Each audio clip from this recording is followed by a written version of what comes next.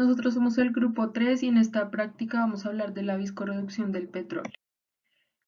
En Colombia se extrae un petróleo pesado y extrapesado, por lo que es importante realizar la reducción de la viscosidad antes de que este sea transportado por un oleoducto.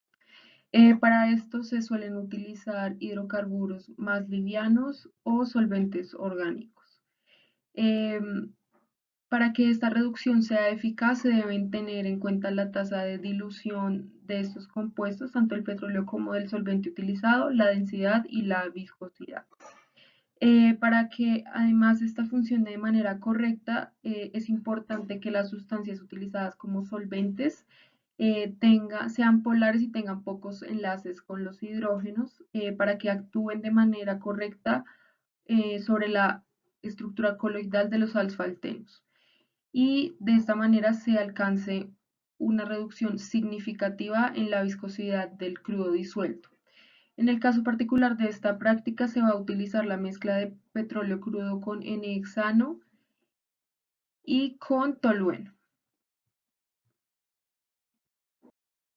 El procedimiento que se va a llevar a cabo en esta práctica es el siguiente. Inicialmente se realiza la calibración y la configuración del reómetro, que es donde se va a realizar el análisis de la viscorreducción dependiendo de las muestras. Primero es necesario hacer un mapeo y se establece un rango de cizalla entre 1 y 100 con 5 pasos y una temperatura de 20 grados Celsius. Esto se debe hacer para las tres muestras. Primero se realiza el análisis de la muestra de petróleo crudo, donde se toman 20 mililitros y sin adicionar ningún solvente. Esta mezcla es vertida en el portamuestra del reómetro.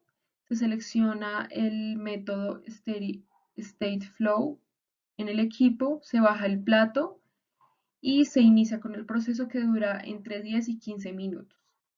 Una vez finalizado, se hace la limpieza del equipo, se realiza una nueva configuración y mapeo, donde se vuelven a establecer las condiciones iniciales y se toma la muestra que contiene 17 mililitros de petróleo y 3 mililitros de N-hexano.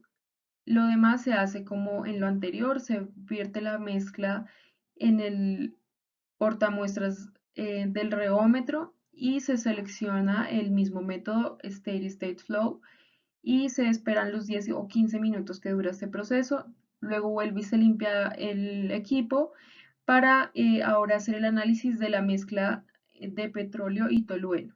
Esta contiene 17 mililitros de petróleo y 3 mililitros de tolueno. Se hace todo igual que en lo anterior y ya cuando el proceso finaliza, se hace una limpieza completa del equipo y se hace una correcta disposición de los residuos que quedan. Ahora bien, tenemos los resultados. Para ello, se va a hablar primero sobre la ley de Newton. Sin embargo, antes de hablar sobre la ley de Newton, se hace necesario definir qué es un fluido. Un fluido es una sustancia que se deforma bajo la aplicación de una fuerza paralela o esfuerzo cortante. Ejemplos de ello son los líquidos y los gases. Los sólidos no cuentan porque estos no se deforman fácilmente con una fuerza paralela o esfuerzo cortante. Por otro lado, tenemos la ley de Newton. ¿Qué es la ley de Newton? Esta describe la forma en cómo un fluido, al estar bajo un esfuerzo cortante, se resiste al movimiento. Sin embargo, si ese esfuerzo cortante es constante, el fluido tiende a deformarse y a moverse con una velocidad que cambia a lo largo del espacio. Esta ley de Newton se puede ver reflejada en la ecuación de la ley de Newton. Esta ecuación nos dice que tau es igual a mu por la derivada de la velocidad con respecto a la distancia o al espacio. Cabe resaltar que esta ecuación que se muestra en pantalla es solo unidimensional. Al momento de tener una ecuación de Newton que describa el movimiento en las tres direcciones, se hace necesario reemplazar esta derivada por el gradiente. Así pues, la ecuación de la ley de Newton relaciona directamente tau, que en este caso sería el esfuerzo cortante, o la fuerza sobre área que se hace sobre el fluido, con la derivada de la velocidad en el espacio. Pero para describir esto se hace necesario usar una constante de proporcionalidad, que en este caso es la viscosidad.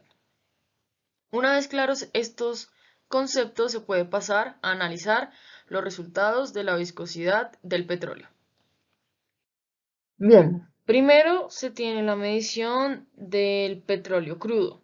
En esta medición lo que se busca es mirar el comportamiento de la viscosidad del petróleo como se extrae de la tierra directamente en relación con la fuerza tangencial que se le aplica o esfuerzo cortante.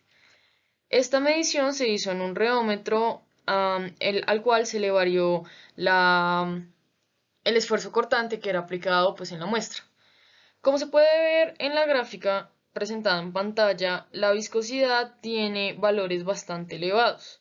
Esto se debe a que el petróleo tiene en su composición hidrocarburos de alto peso molecular, los cuales básicamente son largas cadenas de carbono que tienen enlaces del tipo covalente apolar, que tienen una energía bastante elevada entre ellos y por ende la fuerza de estos enlaces es bastante grande. Por otro lado, como se vio en clase, las fuerzas de Van der Waals representan también un papel significativo en esta elevada viscosidad, dado que las fuerzas de cohesión o las fuerzas de cohesión del petróleo son bastante elevadas por el tipo de moléculas que se encuentra pues en el interior.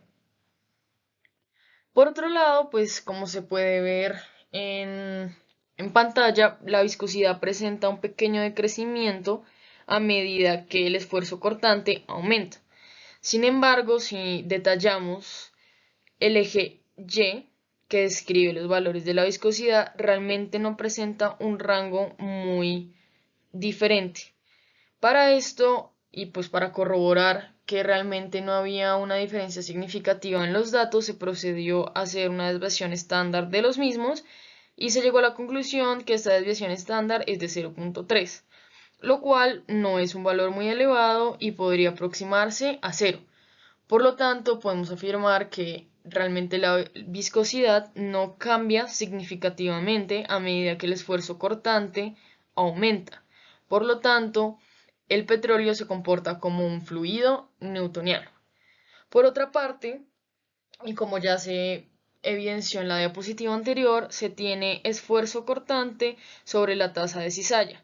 Si recordamos la ley de Newton, podemos observar que estos dos valores están directamente relacionados.